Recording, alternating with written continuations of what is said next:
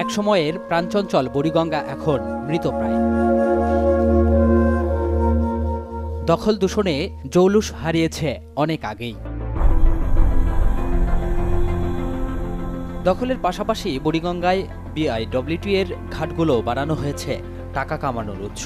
ইজারা বন্ধ করে দেওয়া দরকার। বিএসডব্লিউ এটা ধান্দাবাজ করতেছে। মানে ছোট একটা ছাগল যদি লিয়ে যান 300 থেকে 400 টাকা রেখে দেয়।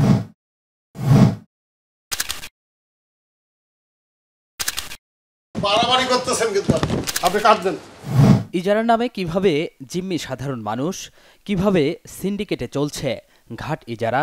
মাল হাতে থাকলে পয়সা লিখবে, এই জিনিস বুঝে 10, 20, 30 ব্যাগ নিয়ে গেলে, আপনি একটু ভারী ব্যাগ নিয়ে গেলে তার আপনার ভাড়া দিতে হয়। মালে কেন ভাড়া? মাল তোর সে আমার মাথা করে আনে না, আমার মাথা করে আমি আনি।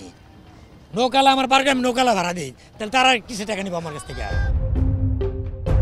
শুধু চলাচলকারী নয়, জিম্মি খেয়া নৌকার মাঝিরাও জানালেন প্রতিদিন 18 থেকে 20,000 টাকা খাজনা দিতে হয় ইজারাদারকে।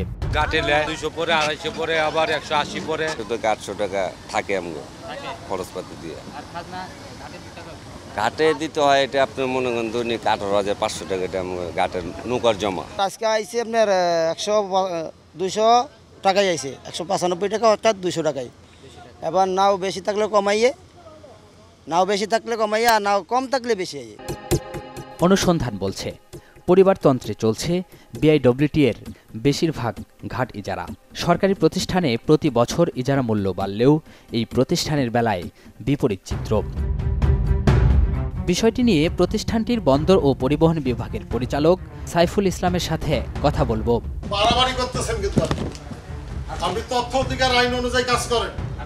আপনি তথ্য অধিকার আইনে নোটিশ দিয়েছেন যে আমাকে এই তথ্য চান, আর আমাদের ফোকাল পয়েন্ট অফিসার আছে, পার্সোনাল পিআরও আছে, সেখানে যান। আপনি কি আপনি কাট দেন, কাট দেন। আপনি আমাকে চিনেন না? আপনাকে আমি চিনবো কেন? সেটা দরকার নাই, কত চিনি আমি, চাকরি তো 32 বছর করলাম। আপন ইয়াতে দুলা ভাই হলো আমার পরিচয় দেব। সাক্ষাৎকারের সময় দিয়েও উল্টো চড়াও হলেন পরিচালক সাইফুল ইসলাম, যার দপ্তর থেকেই ইজারা দেয়া হয়। তার এমন আচরণ সন্দেহজনক, যদিও তার হয়ে ক্ষমা চেয়েছে বিআইডব্লিউটি কর্তৃপক্ষ। বিআইডব্লিউটি এর একটি সূত্র বলছে সাইফুল ইসলাম টেন্ডার সিন্ডিকেট পরিচালনা করেন। তার নেতৃত্বে 4-5 জনের সিন্ডিকেট রয়েছে। অতিরিক্ত টোল আদায় এবং টেন্ডার নিয়ে এরই মধ্যে উচ্চ আদালতে জনস্বার্থে একটি রিট হয়েছে। বিষয়টি নিয়ে আমরা সুপ্রিম কোর্টের এই আইনজীবীর সাথেও কথা বলেছি। বিষয়টা হলো সিন্ডিকেট, একটা হলো কর্তৃপক্ষের অর্থাৎ অফিসিয়াল সিন্ডিকেট, আর একটা হলো ইজারাদারদের সিন্ডিকেট।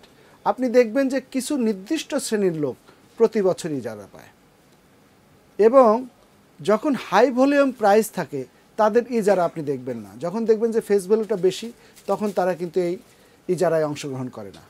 যখন এই ইজারা একদম লোয়েস্ট পর্যায়ে চলে আসে, যে 3 বার 4 বার 5 বার ইজারা কল করেও কোনো ইজারাদার পাওয়া যাচ্ছে না, তখন কি করে? অফিস ফেস ভ্যালুটাকে কমায় দেয়। তখন কিন্তু ওই পূর্বেকার বছরের লোকই দেখবেন এই ইজারা আবার পেয়েছে। তাহলে এই পূর্বেকার বছরের লোকটা কি করে জানলো যে ফেস ভ্যালু যখন কমে যাবে তখন আমি নিব? আর অফিস কি করে জানলো যে উনি একমাত্র লোক, উনি ইজারায় অংশগ্রহণ করবেন এবং তাকেই দিতে হবে? অর্থাৎ অফিস এবং ইজারাদারদের মধ্যে একটা যোগসূত্র সিন্ডিকেট রয়েছে।